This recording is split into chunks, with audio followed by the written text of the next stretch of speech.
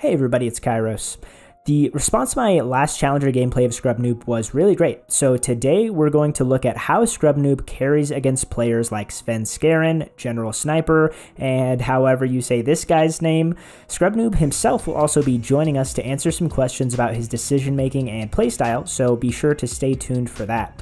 I'm going to break down how he tracks the enemy jungler and passes that information along to his teammates for them to completely deny enemy jungler influence.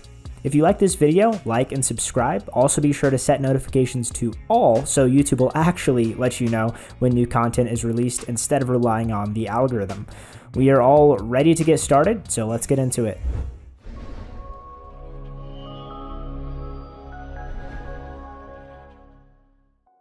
The first part of every gameplay that we look at is to analyze the game plan. So starting in top lane, Riven has a significant mobility advantage compared to Camille pre-level 6, so it's very difficult to gank that lane unless you're able to lock down Riven and 100 to 0 her, otherwise she's just very slippery. After Camille hits 6, it gets a little bit more doable, and also it is General Sniper's Riven. Ganking General Sniper on Riven is stupidly hard. Like, he is so good at Riven, he'll perfectly combo everything, and that guy's just insane on Riven. Then in the jungle, the 1v1 in Masters Plus, Olaf has a 55% win rate, and this champ is completely broken right now. The early game healing from his W means that he can win duels even without landing his Qs, and then later on Gore Drinker makes him incredibly hard to kill. So we'll likely see ScrubNoob avoid Olaf early on to try and deny any snowball potential. In the mid lane, Galio has a lane push advantage from his Q and his passive, and Silas is going to be shoved in most of the time. He takes fleet footwork just to stay topped off and in the lane, and that means Galio will likely be the first to move to fights. Then in bot lane, Misfortune and Nautilus should be pushing in because they have Tyr and the Comet tick, so they're just trying to shove the lane. And then Vayne and Bard have pretty good disengage, so they should be safe in 2v2s, but for them to be proactive and look for kills, they'll need help from Rengar, Galio, or Camille to pick those up. Overall, the enemy team needs to get ahead and snowball early and then generate wins in skirmishes and team fights. But ScrubNoob's team will outscale, and Vayne is just going to have a field day kiting for melee champs in the late game.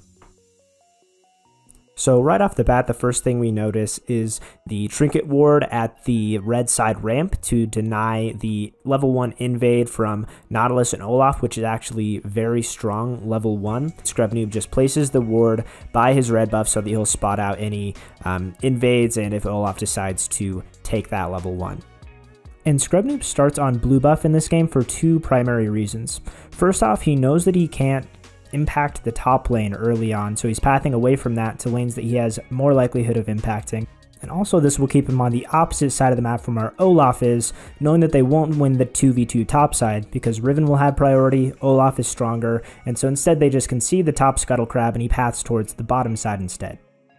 Now here's a cool trick that ScrubNoob does on his blue side when he is doing a start over there to make sure that he can get passive stacks. He'll stand as close to the blast cone as he can and spam S and then auto attack it once.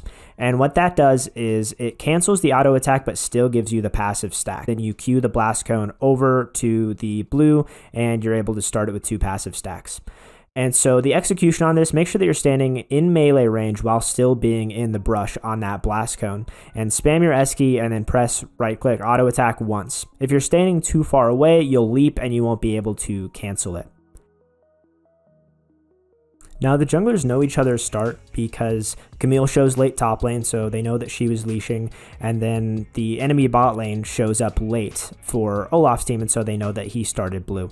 And so both junglers know where each other are starting and pathing toward.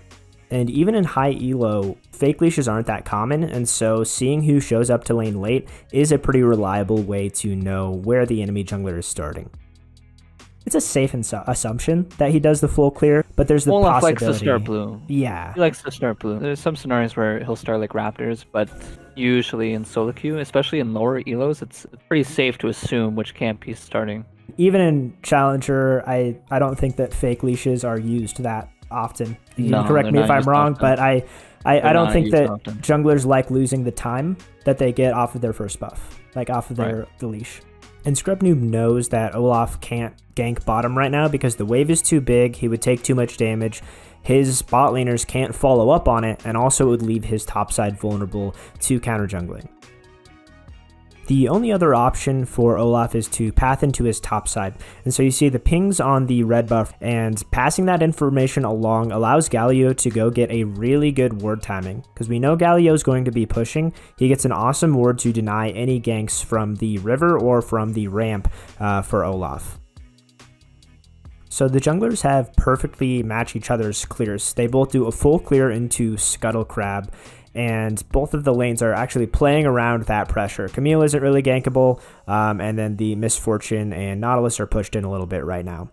Olaf showing top here gives the green light on the bot side. He keeps his passive stacks up on the Scrying Orb, and then Vulcan, who is the bard, actually comes up with this kind of cool play to force out the Misfortune flash. It would be a long shot to get a kill here, but it's actually just good pressure. They know it's a green light. There's no real recourse for the Olaf. He's on the top side. And so it's a free play to get a summoner advantage for the bot lane. Now, both junglers have the same option. They can either go and invade the camps that are coming up because it's just after 4 minutes. They know that both of the Gromps are coming up at level 2, but instead of invading, Rengar goes ahead for the level 2 Gromp on his own side. We saw him start his recall, so that's how I knew. I was ganking bot and I was watching where the Olaf was going, and I saw him recall, so then I was like, okay, he's going straight to his Gromp because it's the only camps that are up. There's nothing else he can do. Also, because Vayne was able to crash it, the wave's now going to slowly push back towards them if they just last hit.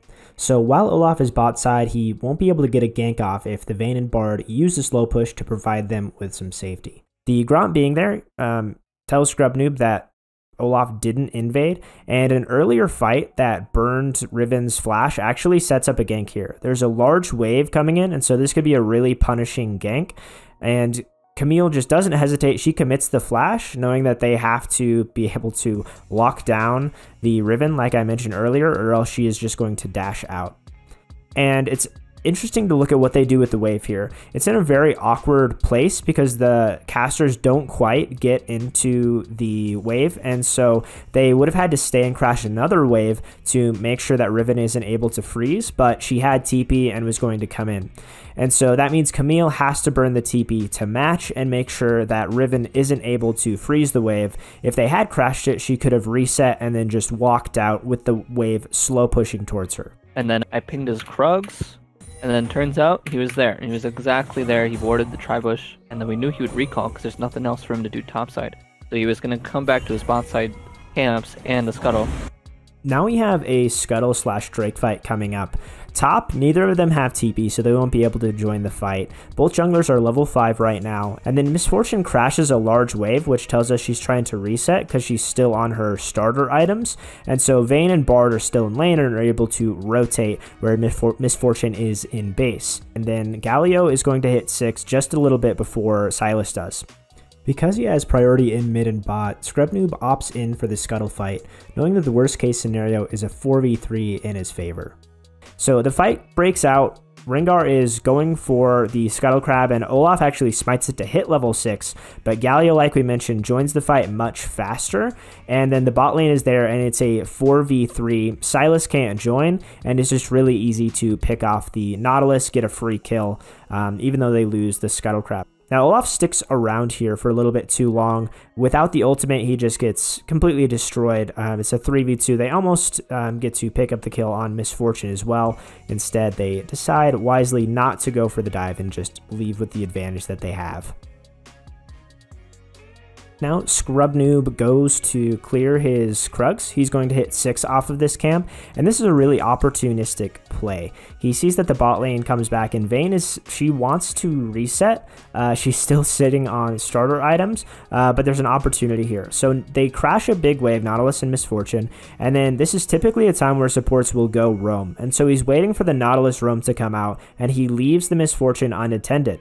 And with the ultimate, this is a super easy kill for ScrubNoob. He goes in, no chance for Nautilus. He kills the Misfortune, and he actually starts to immediately recall here. And we see the pings on the enemy blue buff, and they have the timer of this, and he's assuming that Olaf is coming straight out to his blue buff.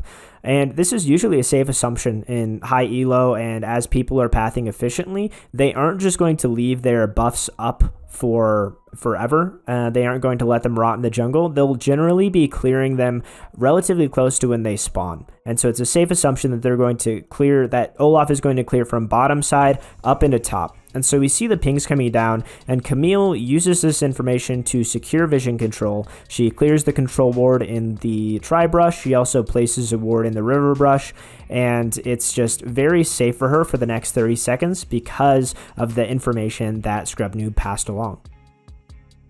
And with the safety that top has, ScrubNoob's going to path into his bottom side. He has the red buff up. He's just mirroring his first clear at this point.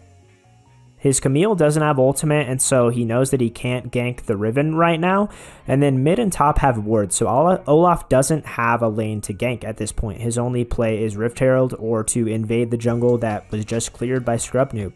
And so ScrubNoob keeps his pathing open by going from top to bottom. Then he can clear his whole bot side, so he has plenty of efficiency in the camps to take. Then he can gank mid, look bot, take Drake. Lots of options compared to Olaf being pigeonholed into just being able to take the Rift Herald. And here he uses the priority in mid and bottom to just solo the Drake. It's very easy. They know that Olaf is on the top side. It's very, very safe and free. And notice what bottom lane does here with the priority. They actually don't need to help ScrubNoob on the Drake, and so Vulcan goes in and he gets a deep ward on Olaf's Gromp that is actually going to be very big. And so it's always a good use of priority to go and get deep wards when you know that it's safe. Playing in challenger games, when you're tracking the enemy jungler, like you're doing every clip that we see here and passing along that information, do you rely more on pings or chat? Like, what would be your communication tips for tracking? I know in challenger, it's really up to the jungler to track where the enemy jungler is. So it's really important that if you're playing jungle, you spam ping where you think he is. I like spam pinging. If you have enough time to spam ping while you're clearing camps, then absolutely do that. Don't just ping once. It's always better to spam ping. And if you know Olaf or the enemy jungler is going to be ganking sometime soon, or you absolutely know where he is, you should type it in all caps, like literally like bot play safe, Olaf is coming, or like Olaf's going to do dragon in a minute or something. Communicate as much as you can to your team. And now they spot Olaf on the Gromp, set up by the ward earlier. That bot lane used their priority to get deep vision. And they just kind of look to see if there's any opportunistic play that they can make. Galio has ultimate up, and so he would be able to join pretty shortly. And Olaf greeds his recall. He just continues channeling and then is forced to flash out. And ScrubNoob follows up with the ultimate. But because Nautilus comes back to peel for the Olaf, that leaves Misfortune completely vulnerable. No peel. Also has no flash at this point. Very easy kill. And good tanking by the Bard to make sure that he sits on the edge of turret range, tanks, and then gets out super safely. Very just clinical dive. And again, ScrubNoob recalls immediately. There's nothing for him to do on the bottom side of the map. There's no camps to counter jungle. His closest camp is Wolves. There's no dragon. And also, he has his full item. So he finished the Eclipse and is resetting for that, not wasting any time getting his item power spikes. And ScrubNoob is always pathing into the side of the map where action is going on. So if he had delayed his back in the bot side, then he wouldn't be around for the fight that is coming up right now. So they're setting up a dive with the Rift Herald, and it's actually looking pretty bad to start out with. But what ScrubNoob does here is, it's just nice to watch. I have Eclipse. Like, I'm fully fresh off the base. This is like one of the most perfect fighting spots for Rengar, because you have both bushes to utilize, and you can dodge a lot of damage if there's like a person to jump to on the other side of the wall.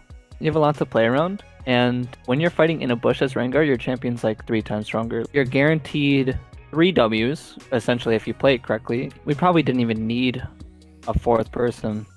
I probably could have just won this fight by myself, honestly, if I used my E properly. He uses his mobility to basically just not get locked down, which just buys a ton of time for the Camille teleport to come in off of her reset, for the Galio ultimate, and then also for the Bard to join the fight. And with the Eclipse finished, he just sustains throughout the whole fight. His target selection is awesome. And it's just really, really fun to watch him mechanically outplay these kinds of fights. And notice what he does after winning a team fight. He crashes the mid wave, he goes in for counter jungling. He's not wasting his time with resets or with clearing his own camps. He's using that window of time where they have a numbers advantage to counter jungle. And staggered death timers mean that they're funneling into the jungle one by one. Easy pick off on Nautilus, and then also Misfortune is just in a bad spot between turrets right now. And this sets up an easy kill with the ultimate, and Vulcan's doing a great job of just shadowing ScrubNoob what he's doing. He recognizes 6-0-5 Rengar on his best champion. That might be a good person to play around. ScrubNoob clears from top to bottom here because this is his only opportunity to clear the top side, with the Drake spawning in about 30 seconds. He knows that he won't have the opportunity to come back up here while the Drake is on the map, and so he clears the camps now and then paths towards the objective so that he's around when that fight breaks out. Now, Riven's on the top side, and they know that she doesn't have TP, and Camille won't be able to join the fight either. This starts off with an engage onto Bard, and ScrubNoob comes in, and he uses the ultimate. He doesn't, front to back. Instead, he dives the Misfortune and makes sure that she isn't able to put any damage out in this fight. Sylas is late with the TP, but honestly, with the advantage that they have right now, Misfortune can't even step up in the fight. She has to flash out, and then she still just dies immediately. So that's a really easy 2 kills. They don't have to worry about the Olaf dive. Bard is sufficient peel for the Vayne to make sure that she's still protected, just with how far behind the Olaf is. And the EC Drake secure just means a forfeit is coming in pretty quickly here, 17-1. And this is just completely set up by ScrubNoob's pathing and tracking of the Olaf to make sure that he has no inroads to make an impact on the game. And that's going to bring us to the end of this video. A huge thank you to ScrubNoob for joining us for this video. It was really awesome that he just took the time to sit down and talk with me. And it was incredibly insightful to get in the head of the best Rengar player in the world. Be sure to join his Twitch streams the next time that it's live. I'll link that down in the description. As always, thank you for all your support, and I'll see you next time.